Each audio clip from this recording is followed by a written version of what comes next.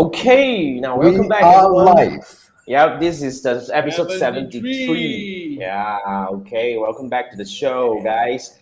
All right, so as you know, this is the Three Marketeers Show. We go live every Wednesday night, Malaysia time at 10 p.m. And Yes. we discuss about digital marketing and entrepreneurship and anything that we are interested in, right? So basically, we have good guests coming in. Like tonight, we have Ed from the state. And Ed is going to talk about email deliverability.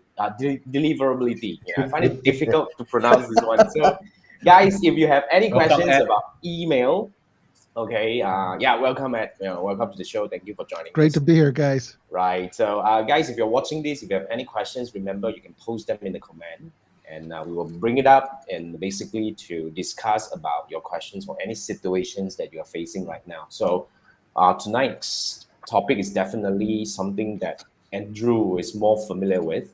So Andrew, would you and Ed is Andrew's guest, right? Anyway, so Andrew, can you help us understand? Like, can you help introduce Ed to our audience over here so that we know a bit of background about Ed, please? Sure. I came across Ed when he was one of us guest speaker. I don't know, was it Inbox 2020? It was definitely within this Yeah, 1 2 years Inbox period. 2021. 2021? Right. Yep. So, when it comes to the topic of email deliverability is a slightly technical. This is a technical side of the email marketing. The writing is the art side of it.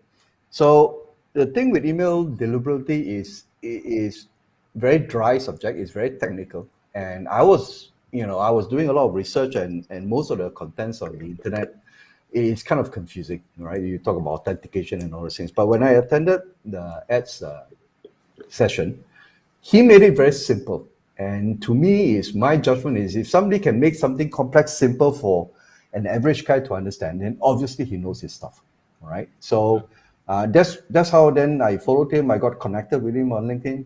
We became friends in a short period of time, obviously because we share the same kind of passion for the way we do things. And that's why I figured it would be a great time to actually invite Ed. He's in Michigan. It's 9 o'clock in the morning now. Is it time? 9 o'clock, right? Yeah, 9. 9 in the morning, and I think it would be a great addition to our roster of guests and to talk about email deliverability. And hopefully, within this 1 hour, you get enough value as I've gotten from him, and to help you with your email marketing. Ed, welcome. So thank you so much, and welcome to the show. Glad to have Thank you you here. for inviting me, guys. 73 episodes. That's incredible. You guys do a great job. Thank you. I mean, probably we had nothing to do, actually, nothing much to do because we went through this pandemic and lockdown, right? And now the numbers in our countries is really rising again. Yeah, we were Tell me debating, about it. the reason why whether we should move our timing from 10 p.m. our local time to slightly earlier because it's kind of like close to late. But one thing we realize is, as we go international, we have more guests. It is pretty much a sweet spot because it's early on the other side of the hemisphere, and then it's almost here. So I think we're going to stick with 10 p.m. So Ed, tell us, what got you into this business? Yeah, man. Yeah, interesting. I've been doing email marketing for over 20 years. Wow. I started off using this desktop app called Postmaster, and it would send out just volumes of emails. It wasn't designed to do any type of automation at all, like triggers and send things based on actions that you would take, like the type of automation that we see in programs now. But I was able to duct tape it in a way that would do those things. So here's what I did when I first started doing emails. So I sent out emails to realtors. We had a product that we sold for realtors, and then we had some consulting on top of that. The product sold for, I think it was about $300. So I had my list of people to send emails out to. I send the emails out to them. They would get the email. They'd have to reply back to that email. I would then send them an order form. They would get that order form. They'd print it out. They would fill it out, and then they'd fax it back to me. A lot of work. No way you could do that now. No way you could do that now. But back so a then, lot of people drop off. Yeah, a lot of people drop off. Yeah. Absolutely wouldn't work now. But when I sent those emails out, the fax machine, and I was using dial-up, so I had to have two different phone lines. The phone line, the fax machine would start working overtime in about 10 to 15 minutes. It was like printing money. It was just an amazing thing to do. And we got a lot of sales. I picked up a lot of clients, and I was totally hooked on email. A few years ago, fast forward, I was doing an email campaign, and this company came out with something that was new. It sent emails, it sent text messages, and it did ringless voicemail. I was pretty excited about it. But the problem was there wasn't any really good manual for setting it up. It was very kind of clunky. I was a beta tester, a paid beta tester. So I set up these sample campaigns. I had 7 email accounts that I owned and controlled. I set up the campaign. It took me a week to do the whole thing. I was pretty excited, and I sent the emails out. There was a sequence of 7 emails to 7 email addresses. And so I turned that bad boy on, and I waited. I didn't see any emails. Day 1, day 2, day 3. I checked the spam folder of all of the email accounts, and I see that 2 emails went into spam. And for that 7-day period of 49 emails that went out, none of them were delivered. They were nowhere to be found, and 2 were in the spam folder. So I go, something's not right. They should show up. So I was talking to support, and they said, well, the emails went out, and that was it. I go, well, so what? They went out. They weren't delivered. And that's when I learned about email delivery versus email deliverability. Now, email delivery is the emails actually go out and they're delivered to your server. But the deliverability part is they go from your server, the mailbox provider server, into your inbox. And that part was not happening. And most people don't understand that. They'll sign up for email service provider, and the email service provider says the email delivery is 95, 98%, 99%. And all that means is when we send an email, we send it to your email provider server. They acknowledge that they received it, and that's as far as we can take it. So it goes to the server, but it doesn't get delivered to your inbox until your mailbox provider server sends that email to your client, to their inbox, whether it's the primary inbox, promotional inbox, spam, or some other folder. That's a lot of confusion, because we hear that all the time. Hey, my email service provider said our email delivery is 99%. And true. It's a bit deceptive, but it is true. But the only thing that counts is the email being delivered to your recipient's inbox. Yep. It looks like, in that case, in a normal physical world, it's like, you deliver a parcel, the delivery guy actually went to the office building, passed it to the receptionist. And as far as the delivery guy is concerned, he's done his job. Now, the next question is the receptionist, whether she would actually assign it to the mailbox guys to send it up to your client's office. That's another thing, So if he goes to the wrong name or wrong address or whatever it is, and they decided not to deliver that to the guy. So that's exactly what goes on. Yeah, I think Ed just answered this question, which is how we should actually started this thing. But anyway, I think it's actually very interesting. I find it very, I'm totally new to this. I thought it is supposed to be delivered in any way. So you're saying there's 2 servers, by the way, right? There's 2 servers involved, right? The ISP side. Right. You've got the server for the ESP or email service provider that's sending the email to your client's server, which is their mailbox server. So think of it like Andrew brought a perfect analogy. I usually talk about it in terms of your mail. So you put your mail in the mailbox, it goes to your local post office. From their post office, it then goes to central processing. And then from central processing, it goes to your recipient's local mailbox, mail office or post office. And from that post office, they sort the mail and they send it directly to you. The email works pretty much the same way.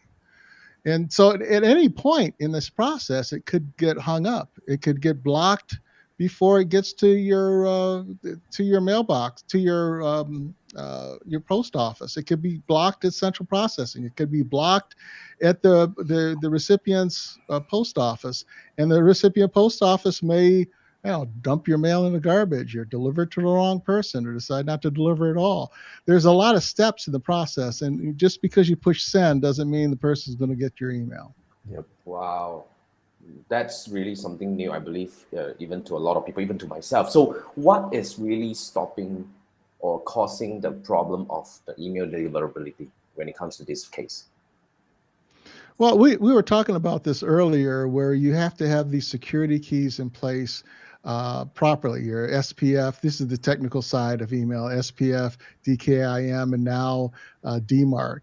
Yeah. And these are records that show that you are the legitimate sender of the email. So that's important that you have these in place, because other services that we use the double verification, where you have you when you sign in, then you get a text message and you have to verify that you're the real person. Same thing with email. And one of the reasons why these precautions have been put in place is because it's so easy to hack an email account. I'll give you an example. My business partner, who's been doing email deliverability for over 8 years. He was the lead analyst for a company named Mailgen.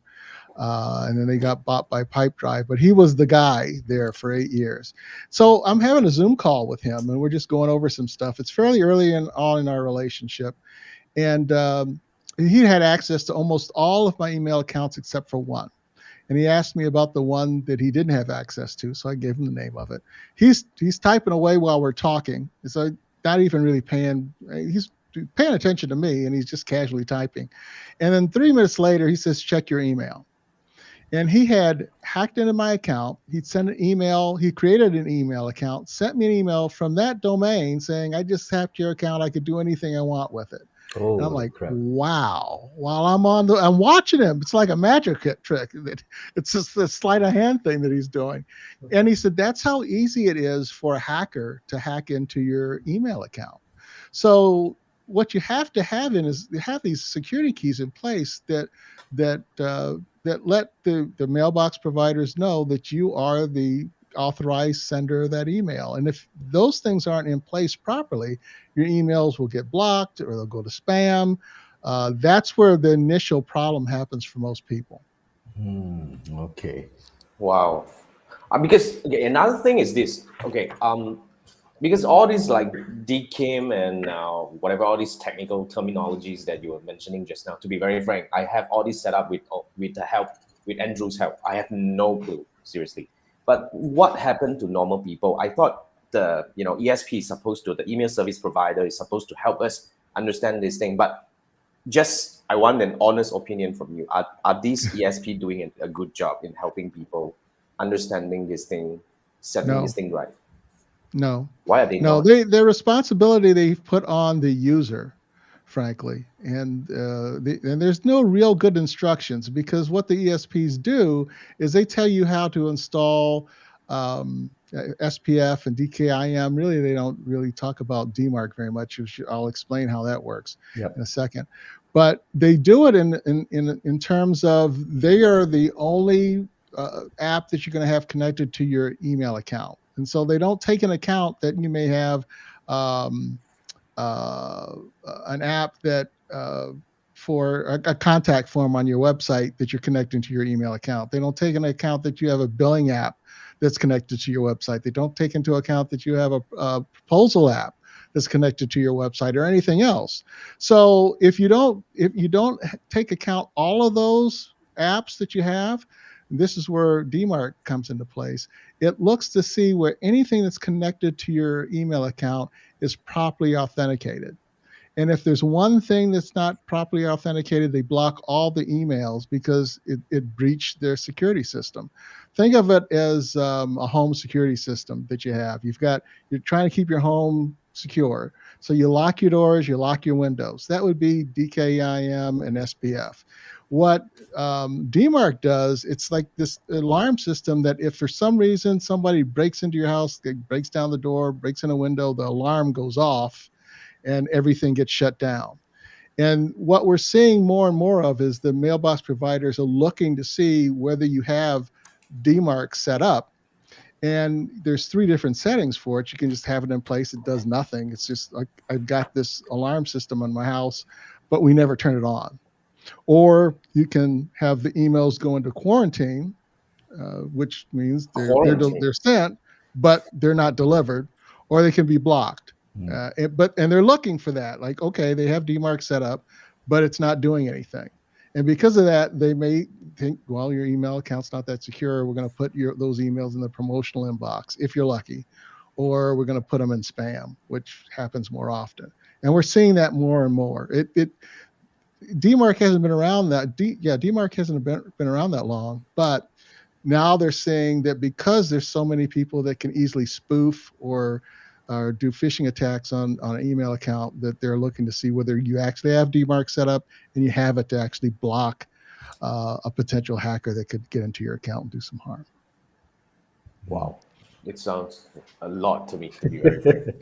and we were thinking that, get an email address and type your emails and press send and boom, that's it. Everybody thought that's how it works. Everybody thought that's how it works. Yeah, no question. So what can we do in order to get all these things right? Is there any, but then again, okay, let's go to the next question. I think this will be very interrelated. I think we will talk about, some misconceptions that people have about email deliverability. I mean, when it comes to this, like part of what you mentioned just now is definitely nobody knows how to set all these things up because they don't understand the importance of having all this in place. Yeah. So what are the other things that we should be taking into consideration? Well, I think one of the questions you're going to ask me is, what's the trigger? How do you notice when these things pop up? So I don't want to get ahead of ourselves. But one of the things I would recommend that people do is you hire someone that knows how to do this. And a lot of people try to do it themselves, or they say, webmaster, can you do this?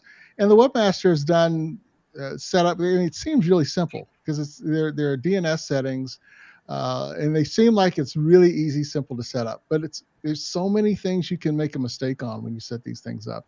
And where you notice that you've got a problem is your open rates aren't where they should be. And I know we're going to talk about that in a minute, so I won't get into that, but you should hire someone that knows what they're doing to set these things up to begin with. We had a client, well, he ended up being a client. He was having very low open rates, I think 2%, something like that. And he set up his DKIM, SPF, and DMARC records himself.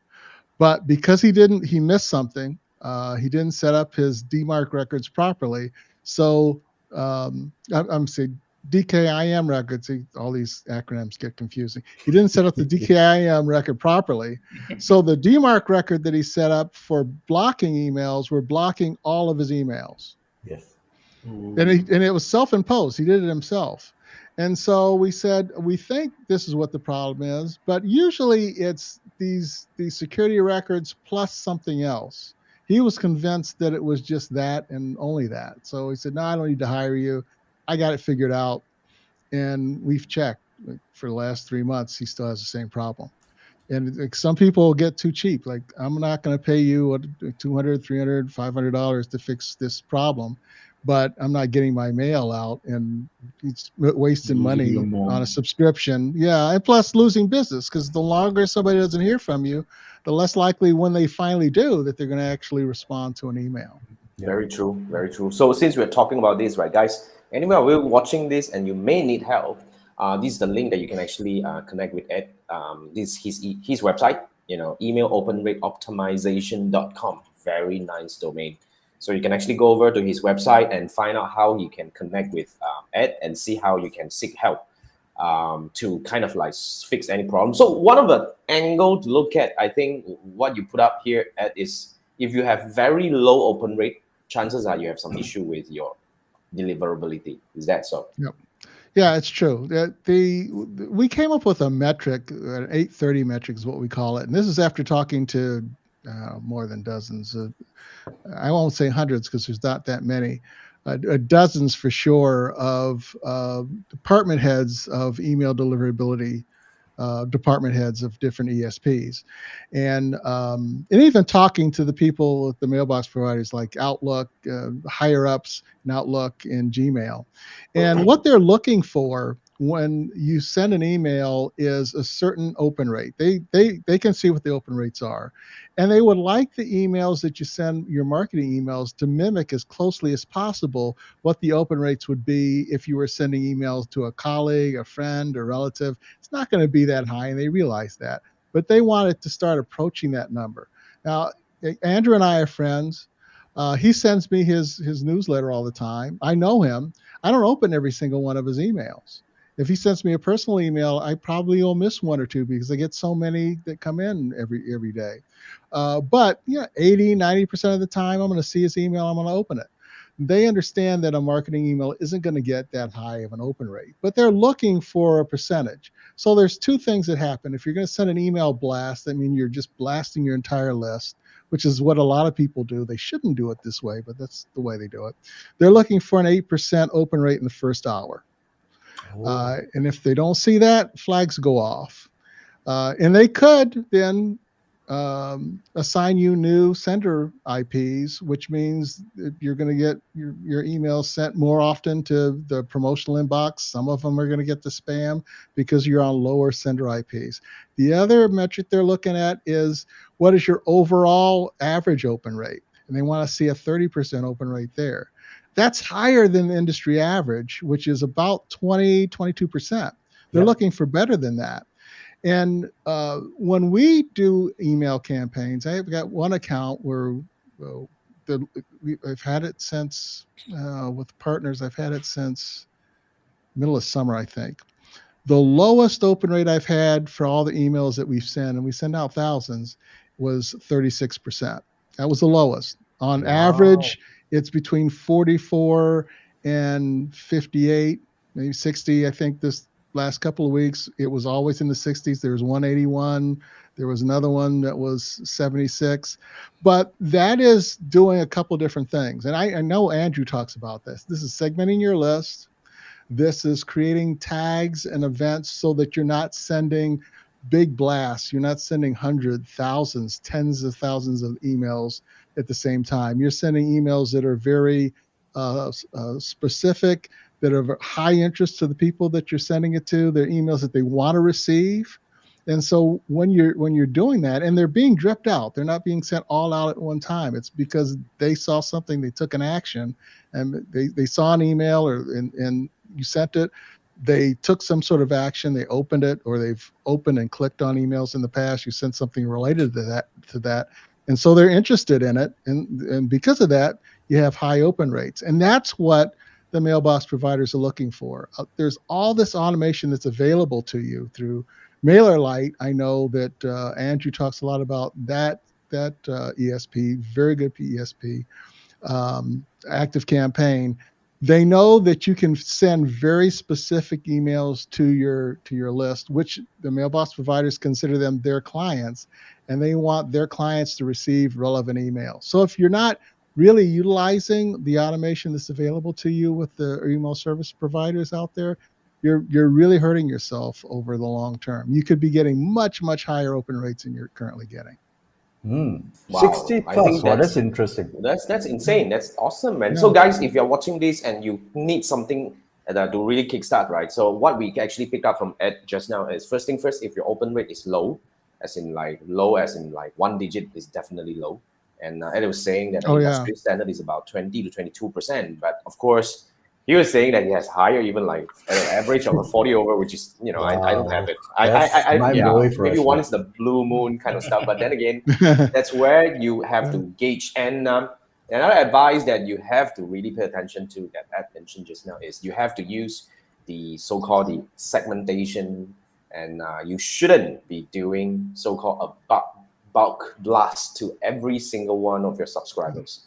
So you should learn and practice how to do all this. And of course, if you need help, this is a link that you can actually connect with Ed over here and to see how he can help you. But of course, we have Andrew who can actually look into if you're looking at some ESPs related challenges that you have, right? So yeah, I mean, that's a very good explanation, I must say, Ed. Thank you so much for sharing this. But then again, I want to quickly kind of like bring us back to a very important question that people may have. Guys, if you have any questions related to email marketing or so-called email deliverability kind of stuff, feel free to pop your questions in the chat, and I'll be able to bring them up and to bring it over for Ed to help us to discuss whatever that that you have in terms of your concern. So, Jason, I just want to take a moment to, because I think we are not capturing the comments on oh yes, please. on LinkedIn.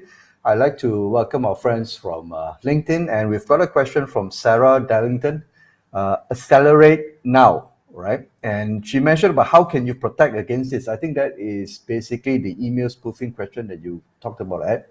And the second comment that she had was never run an outbound campaign from your corporate address, as deliverability is a problem and it can shut down your corporate domain. Okay. You want to take that on? Yeah, serious. absolutely true. Absolutely. A lot of people do that, especially with cold email. They'll use their primary domain. What we recommend is that you have a secondary domain that you use, so like a .co version. But then if you're doing cold email, you also want to have added protection. So what we suggest is that you set up subdomains. And what we do for our clients, we'll set up 3 different subdomains. We'll use the first subdomain, and usually people get a little over aggressive with sending out cold email, and that email account gets burned. It gets the domain reputation, the sender reputation, sender IPs end up being lowered. And so your open rates, your delivery rates are much lower. You have to move to the next subdomain, but those subdomains are independent of each other, even though they're under the same domain. So you can blow one, then move to the next one and the next one, and we can create even more subdomains. Hopefully we don't have to create more than 3. You've learned your lesson, and you're not making the same mistakes that are causing your account to go get blown out. If I might go back to what I said previously, because some of the numbers seem like video game numbers for geeky email marketing people, with 50-some% open rates and 70. I've even had 94% open rate before. Oh my goodness! And they'll think, "Oh, right, yeah, that's not real." And then I show them my account, which I have no problem doing, and they see the numbers. They're the high open rates, high click-through rates, 12% click-through rates, sometimes 20, 30%, 40% click-through rates. If you do things right, email is very, very, very effective.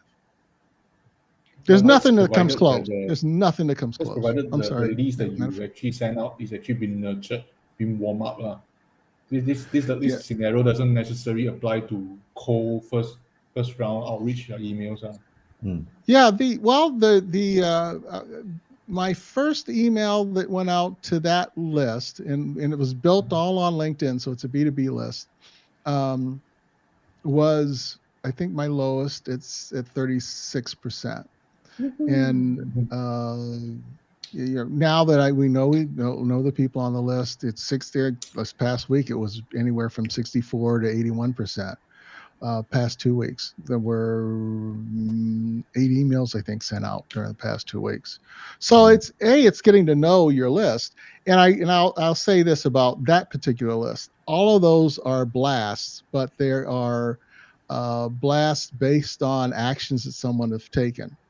So if I had a drip sequence going out, the numbers would be even higher. And we do some drip sequences with that account, and the numbers are higher. On average, here, well over 60% open rates.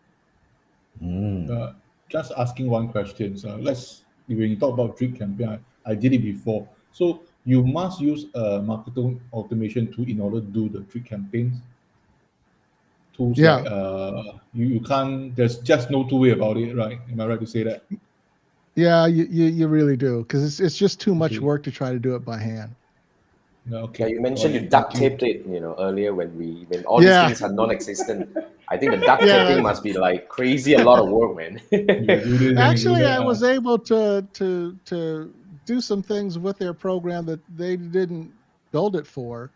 The trigger that when I sent the email and they opened it and replied back to me, that then it automatically sent another email back out to them.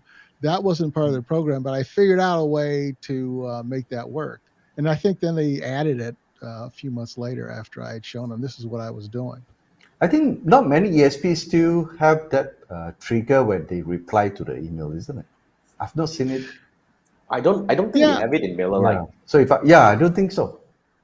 Yeah, the probably the best if you're going to do an automation. I call it the needle in a haystack method. And so let's say you have something that you're trying to sell. You're going to send the first email to the entire list, and it's just a teaser. Maybe you're sending them to a video, or you're sending them to a post. Right. And then once they've clicked that, they've seen it, then you follow up automatically with another email. You put a delay so they have time to consume the information. So you know that those people are interested, and you follow up with an email to sell them appointments, whatever. We've done that several times where we're trying to book appointments, and the open rates on the follow-up email that happens are very high. They average 70 to 80%. I think the one that I mentioned, 94%, was that triggered email. And we book, I think, let's see, about half the people that email goes out to ended up booking appointments. And it's pretty consistent. And you can use that same approach for selling products. We do it in e-commerce for clients. We specialize more with B2B clients for setting appointments. But that two-step approach, that needle in a haystack, who in this list would be interested in this thing? We're not sure. Let's send out the generic email to the entire list. Whoever responds, then we're going to send out the sales email to those guys. And if it's written right, if it's short, concise, one step, what do I have to do when I get this email? Oh, the only thing that you can do is click the link, book an appointment. Then you get a high conversion rate. I see. Okay. So the triggered email, yes, triggered email is definitely something that is more effective based on their simple own automation, highly effective. Yeah. And you don't need to do a lot. I mean, it's not rocket science. You don't need a very crazy, powerful system to do that. In fact, most ESPs now have it. Yeah. Correct. Yeah, they should have it, right? Link triggers, yes. Link triggers, yes. Not replies, but link triggers, yes. But which ESP has the reply trigger? Can we actually have a name, or is there anything? Limless does it. MailChimp, the paid account has that. I think there's an inbox. Yeah. Okay. Yeah. Which one? No, almost all that. MailChimp. Okay. Yeah. All of the cold email apps usually have that. The reply trigger will trigger some. For cold email, yes, but for inbound emails, I don't think so. Yeah, because they're looking at link clicks for the normal ESPs. Yeah. Correct. Okay. All right. I mean, wow, very insightful. Seriously, I think that this is new. But did we answer? Your Sarah, if you're watching, if we answer it, do let us know on LinkedIn. There's a slight delay, so let us know. Yeah, I mean, okay. It's really important to understand what you want to do with the email and picking the right platform for that. Because what we find a lot is people have the wrong platform for what they intend to do. And if you're doing a lot of outreach, you have to have an outreach platform, and you have to pick the right one, because you have to think in terms of what kind of automations do I want to use? How do I want to have a conversation with this person that I'm reaching out to that doesn't know me? And then if it's subscription email, you need to think through what type of actions that I want to have done. And if you're not sure, you should talk to somebody. It shouldn't be just used as an autoresponder where you're just sending out messages to people, because there's going to be people that aren't interested in some things and are interested in other things. You need to segment the list of what interests people have and only send those emails of interest to those people that have an interest in the one thing or another, and not send an email to somebody that has no interest in something, because that's going to hurt your deliverability over time. The mailbox provider is looking at how the people are engaging with your emails, how quickly after they get them are they engaging with your emails, how long are they reading the emails, are they clicking on something or not clicking on something. And if you have a good segment of people that aren't doing anything, they're ignoring them, they're affecting where your email is placed by the email provider. They're making a decision based on all of their customers, not just a small segment. So you want to make sure you have high engagement with every email you send to ensure that email continues to get in their primary inbox. Awesome. There you go, guys. Wow. There you but go. You did mention that I picked up just now. You did mention about cold outreach, as in there are some ESPs that are meant for that. That's really designed for you to do the cold outreach.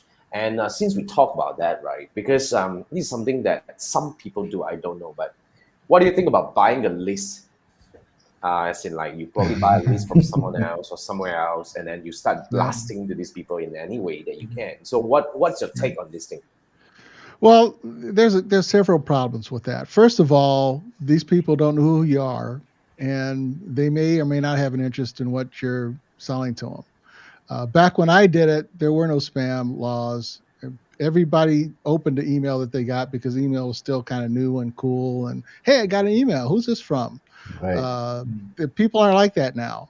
So the first problem is the people don't know who you are. The second problem is you're probably going to get a very low open and Conversion reply rate rate. also. Yeah, very low engagement for those emails. And the worst problem that you're going to have is that you catch people on a bad day, they're just going to mark it as spam. And you're not going to know that because you're not in the feedback loop, but the mailbox provider knows. I'll give you at the end, I'll give you a resource so that you'll know what your spam rate is. But people marketing as spam now lowers your domain reputation. It'll get your sender IPs lowered also, and those sender IPs, probably a good idea to explain how those work. The IPs that send out your email, you're assigned a group of IPs by your mailbox provider or your ESP, and those IPs are the location in which your emails are sent. And you're either in a good neighborhood or you're a medium neighborhood or a bad neighborhood. If you're in a good neighborhood, high sender IP reputation, pretty much all your emails are going to get there. They're not going to look at the content. They're just going to say, this is a trusted email. It'll get open. It'll get delivered to your primary inbox. The medium quality IPs, then not only do they look at your domain reputation, they also look at the content that you're writing, and the content triggers could determine where your emails are going. A lot of people think, well, what are the spam words? Those only come into play when you're on a medium quality IP.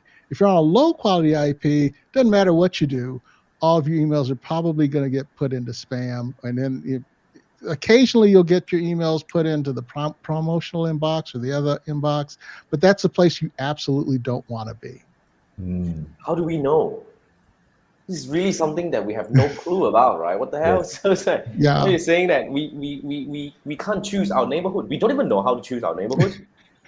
You think you're in a good neighborhood until somebody I thought tells so, you you're right? Yeah. Until I was like, seriously? I thought. Oh, I thought my house was nice. Boy, it's a we always slum. believe Living in that a we're in a slum good and didn't know neighborhood. it. Yeah, because we are good people. You see, we don't spam people. We thought that we are supposed to be in good company.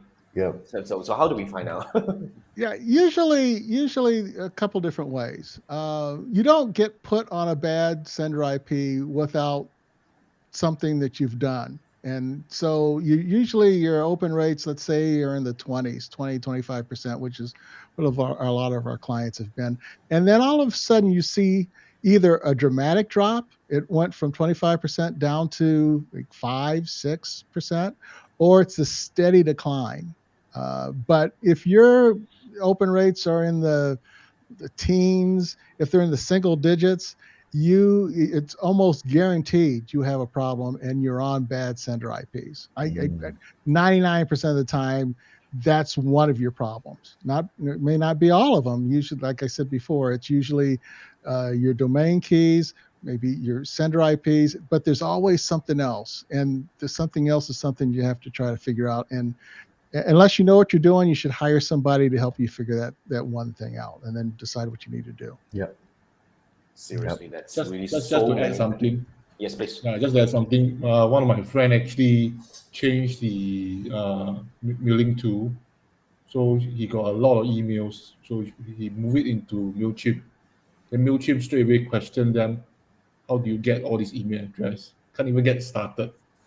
So this one experience I want to share with you. And it happened not to one friend, but at least two friends. So it can be that scary. Because when you want to change the tool itself, the MailChimp itself will question you, where do you get so much email address? Then I also don't know how to justify this because it's legacy, I say. But they change the tool and it causes issues. Yeah. Wow. Yeah, sometimes if you have a problem with one mailbox provider and you want to switch to another one, they're wondering, why are you switching?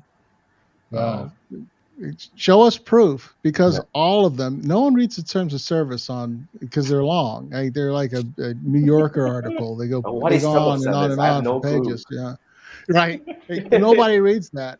But for every ESP, every email service provider, there's terminology that's almost exactly the same, and that is they require that you have, when you're adding somebody to your list, it's a double opt-in. Sometimes they'll get away single opt-in, or you do an email pass where you're sending an email out to people and they physically say, yes, I want to be added to the list. Now, at any time that your email service provider can ask you, show me how these people have opted in. Show me documentation to prove that they opted in. And if you don't show proof, before they just kick you off, now they'll just lower your sender IPs because they still want the money from you. They want the revenue. They got the clue. They got a clue. Like, no, why are we losing money? Like, we'll keep their money. We'll put them on a lower sender IP. They don't know the difference. Yes. Most people have no idea. Right. If you got a 20% open rate, you think you're doing great because that's the average. Well, you're probably on a medium quality IP. Many of your emails are going into the promotional inbox. There's a good percentage that are going into spam. Your actual effective open rate is most likely double. I mean, an effective meaning the emails that aren't going to spam and aren't blocked are that are going to the primary inbox. If you took away or fixed the ones that were going to spam, your open rate is probably double. For example, marketing emails, the average percentage of marketing emails that actually get to the primary inbox is 51%. No, 49%. 51% of emails, marketing emails, never reach the primary inbox. So if you're like at 30% open rate, your effective open rate is probably closer to 60% because you have about half your emails aren't being delivered. You fix the deliverability, all of a sudden we've seen clients increase profits by 1,600% just because we fixed email deliverability, and it wasn't a big percentage, a 10% change, 20% change.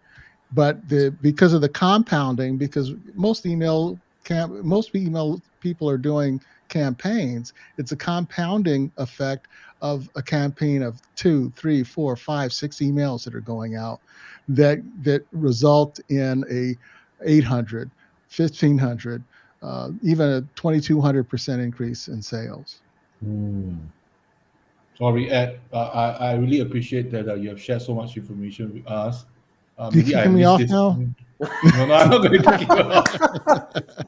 I'm going to ask what Jason had been asking. How do we know as a user? ESP is not going to tell us. How are we going to know there is a huge potential how are we going to know? Well, you really aren't going to know until you and maybe there's one thing that you can do. You can set up what we call seed accounts.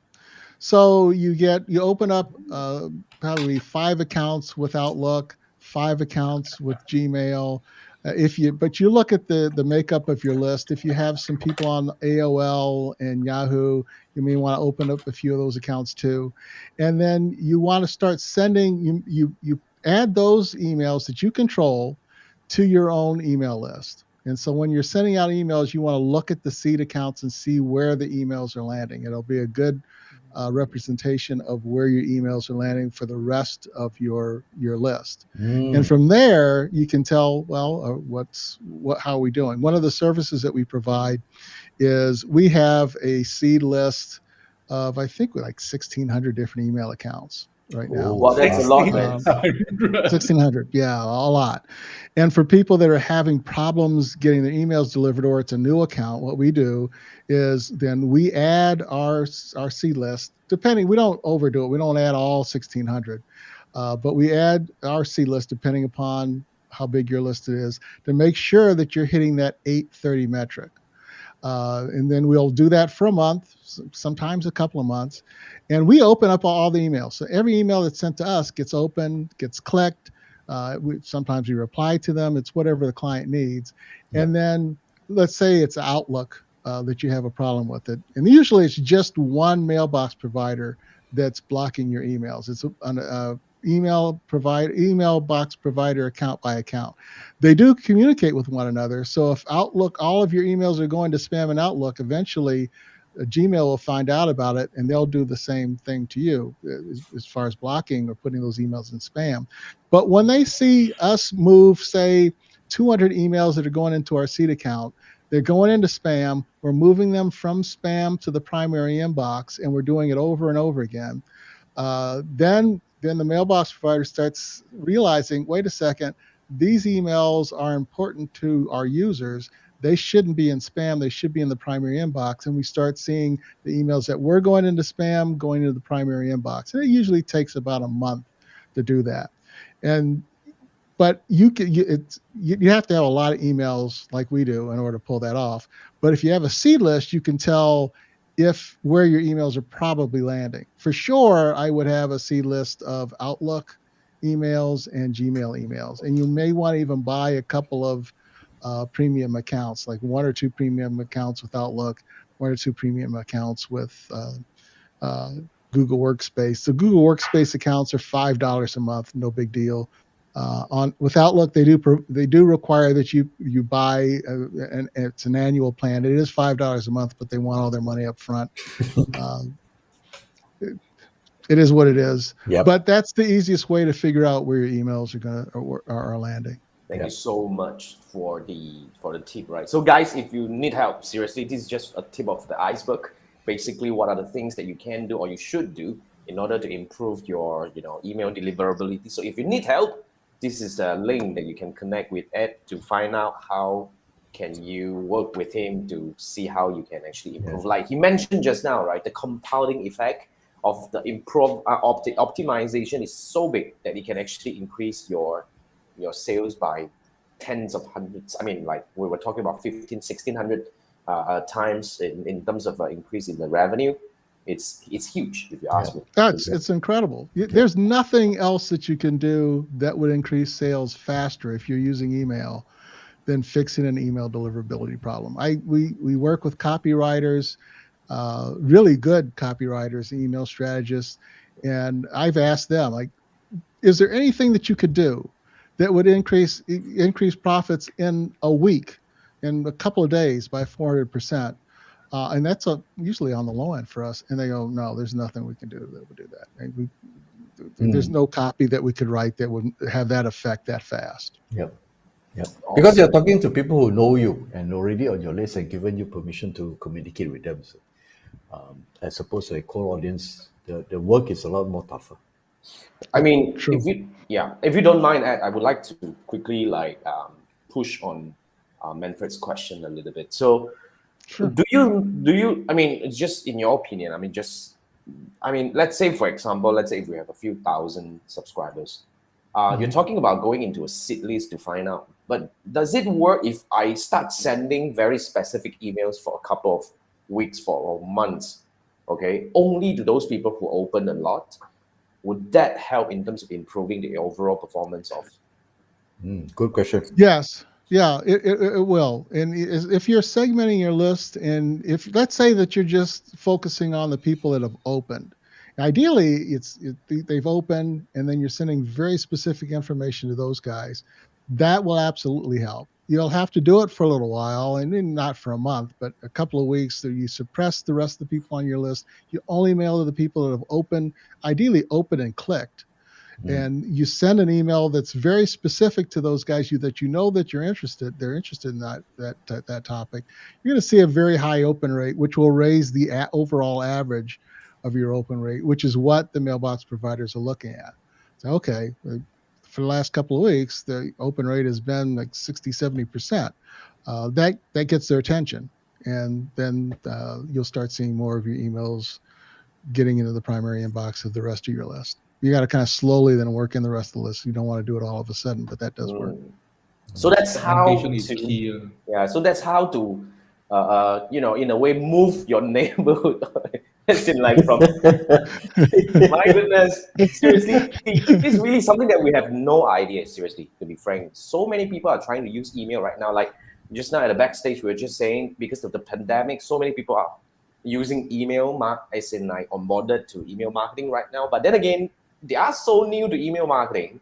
We have no clue about all these things. This is definitely the higher level of email marketing, guys. As you are watching this, if you're looking for solution for email deliverability that you're talking about just now, we have some answers that Ed helped us kind of like addressed basically. But if you need help, here's the link. It's already there at the banner over here. You guys are awesome. I love the plugs. Yeah, man, It's like an infomercial every 5-10 minutes. You get a plug. We are marketers. We I are have to, marketers. man, because Yes. I truly believe a lot of people need help. To be frank, I truly believe a lot of people need help. So, here's the I'd link. live on your show here. I always think I'll be on your show. So the biggest problem is no longer selecting ESPs. It's how you manage your domain. It's how you send your emails. That is a lot more. There's a bigger issue. And I think one of the common misconceptions, just to go back, is the responsibility to do this is not with the ESP, it's with you. That's very true. And a lot of people think, why isn't my ESP taking care of this? Correct. It's not their job. Yeah. Just It because used I to pay be. money to them. Yeah, it used to be. It used to be. I think what's happened is that because there's so much liability and they have so much to lose if something goes wrong with your account that they just won't touch it. Yeah. And there's so many things that you have to do. Like, for example, your security keys. You need to use that happens with your registrar, or if you're using another place to host your email, like or host your website, like a pass through, like Cloudflare. Then you enter in, or you change your DNS records there. That has nothing to do with the ESP. That's not on their website. So they're not going to go to somebody else's website and make changes that you need to make in order for your emails to work. That's on you. That's on you. That's your responsibility. And they don't know what other apps you have. If you have a contact us app, or if you have a billing app, or you have any other apps connected to your email account, they're not going to ask you. Yep. But those have to be accounted for. And so it becomes a little more complicated. A lot of people jump into email because of the high cost of running ads on the social platforms. It's just becoming overly expensive, and they're looking for alternatives, organic, ideally, or alternatives. Email is probably the best organic alternative, but there's a lot of rules that have come with email that didn't exist even 2 years ago that you have to pay attention to. Correct. Just a quick shout out to Sarah. She has a few questions. Sarah, thank you so much Sarah. for responding. We can't display your questions on the screen, but her question is: Do you measure open rates by each message or by whole cadence? By each message. I think with cold email, which can be deceptive, they look at the sequence. So you send out 5 emails, and most of the time I hear like my open rate was 72% or 85%. But you got to divide that by 5. So what's your effective open rate average for each email? That's why cold email is so tricky. That it's designed because you're taking the total of a campaign, what the open rate is, and you're applying that number to what your percentage open rate is. Let me use a better number, easier math. Let's say your open rate is 80% over a 4 email sequence. Well, divided by 4, that's 20%. Yep. That's well under the 30% average metric that we need, and the mailbox providers looking at. So it's just a matter of time before your emails start going into the primary or the promotional inbox. And if it's cold email and the person doesn't know you, they're not looking in the promotional inbox to open your email. It might as well be going to spam. So you really need to look at how you write your cold emails. You probably need to reduce the number of emails that you send. If you're sending like a sequence of 5 or 6, we recommend getting it down to 3. And you want to make sure that your open rate is higher. The other thing that we see with subscription email is sending an email to the people that didn't open. And they'll say, well, these people didn't open. Maybe they didn't see it. Maybe it was sent at the wrong time of the day, so I'm going to send it again. The open rate on those emails are usually, at best, half of what the original open rate was. And then you combine the average of the two. Let's say the open rate for their first email was 30%. You send the second email to the unopens. That is a 15% open rate. That's 45% total. Divided by 2, you're at 22.5. Now all of a sudden you're under the 30% metric. Yeah, you picked up all these other people, but what you're doing is you're eroding your domain reputation, and you're eventually going to be put on lower sender IPs. So yeah, you had an early win, you get instant gratification now. Over time, you've eroded your domain reputation, and then all of your emails are going to have a problem being delivered to the primary inbox. But the main Short-term win, long-term we've been loss. lowered. Yeah. The main thing is we don't know that we've been lowered. No one tells Right. us, right? Yeah, right. And the excuse that I hear a lot of people say is that the bigger your list gets, the lower the open rate is. That's just not true. We have clients with list sizes of over 1 million, and we have open rates that are in the 40s, 50% range with them. So the myth that the bigger your list is, the lower your open rate is it's just a myth. It's not true. It's being lazy and careless with your email marketing. Correct. Just because you have 1 million subscribers, very likely that they don't send to 1 million emails every day or every week anyways. They probably they segment their list. Right. It's a very important thing to do. It seems like that's the best thing that you can bet on right now, right? So guys, I mean, we are already coming to the end of the show, but do we have more questions from Sarah? I know, really. Yeah. I thought we were just getting started.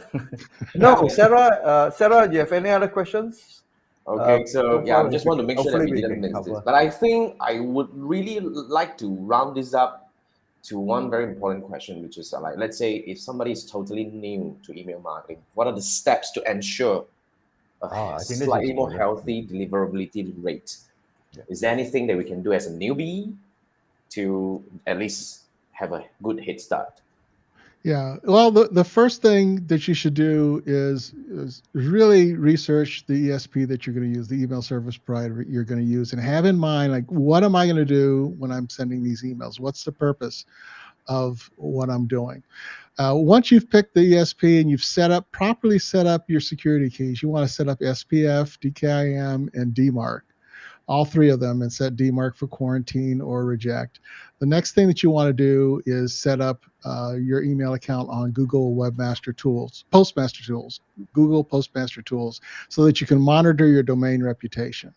If you have a problem, then reach out to someone that can help you. But if you do those three things, you should be okay. Make sure that you're sending emails that people want to receive. Understand how to use email automation. Segment your list.